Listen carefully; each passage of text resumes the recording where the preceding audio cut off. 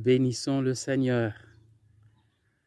Et nous avons tantôt fait l'expérience, en lisant Actes chapitre 16, de la joie parfaite de Paul et Silas, qui, dans les conditions adverses les plus terribles, emprisonnement, isolement, se lèvent au milieu de la nuit, se mettent à louer le Seigneur. Cette joie parfaite, on dira, a deux piliers importants. Ce sont le Saint-Esprit qui donne la joie et la providence du Père qui pourvoit à tous nos besoins et fait contribuer même à notre bien les obstacles de notre vie. Dans l'évangile de ce samedi de la 6e semaine de Pâques, Jésus dit à ses disciples, « Demandez, vous recevrez. » Vous n'avez encore rien demandé jusqu'ici. Demandez, et tout ce que vous demanderez, vous le recevrez, afin que votre joie soit parfaite.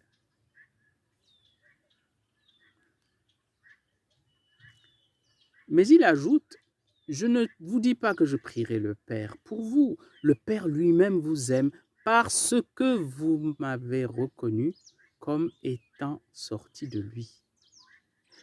Question, le Père n'aime-t-il que ceux qui croient en Jésus? En Romains 5, verset 8, il nous est dit, quand nous étions encore pécheurs, Christ est mort pour nous et c'est en cela que Dieu montre son amour envers nous. Oui, Dieu a tant aimé le monde qu'il a donné son Fils. Il n'a pas donné son Fils parce que le monde était juste, mais afin que le monde pécheur se convertisse. Et donc Dieu aime tous les hommes de cet amour tel qu'il donne le Fils pour racheter l'esclave, chante la préface, l'annonce de la Pâque, le samedi saint. Mais alors, que dit Jésus? Ce qu'il dit, c'est que parce que nous avons cru, le Seigneur, le Père, nous aime d'un amour d'une autre portée. Parce que nous sommes devenus membres de son corps et que nous faisons un seul corps avec lui, le Père, en fait, nous aime désormais comme il aime le Fils. Dieu le Père nous aime comme il aime Dieu le Fils. Et comment il l'aime? Le Père aime le Fils et le Fils aime le Père.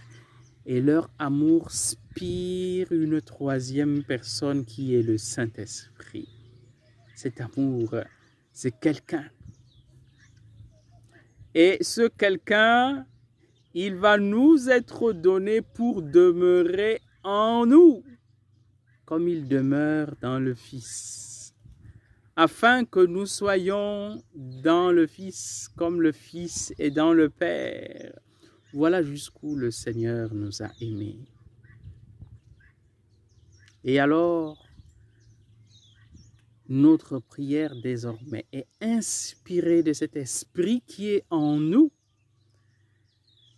Et lorsque nous nous tournons vers le Père en l'appelant Abba, Papa, nous l'appelons ainsi dans le Saint-Esprit.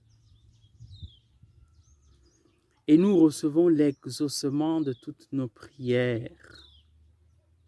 Car en vérité, c'est en lui-même que nous demandons ce que nous demandons et que nous le recevons. Notre joie devient parfaite parce que même les conditions adverses de notre vie tournent à notre bénéfice et nous le savons et nous le célébrons.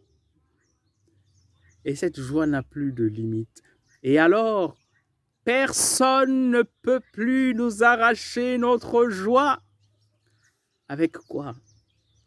Les fouets? souffrir le martyre, nous rayonnons davantage. Parce que tout cela tourne à notre bien et à la gloire du Seigneur. La joie parfaite nous est proposée parce que nous allons être remplis de l'esprit de Fils. Nous entrons dans la condition divine. C'est une réalité. Le Fils a pris notre condition humaine afin de nous donner, de partager sa condition divine. Pas moins que cela. Et quand nous disons « Viens Seigneur Esprit Saint », disons-lui « Viens gérer, commander, sublimer tous les aspects de ma vie, afin que tous ressemblent au Christ, Seigneur de ma vie. » Que sa joie parfaite nous illumine et nous inonde et nous mène sur les chemins du monde pour proclamer Jésus-Christ Seigneur à la gloire de Dieu le Père.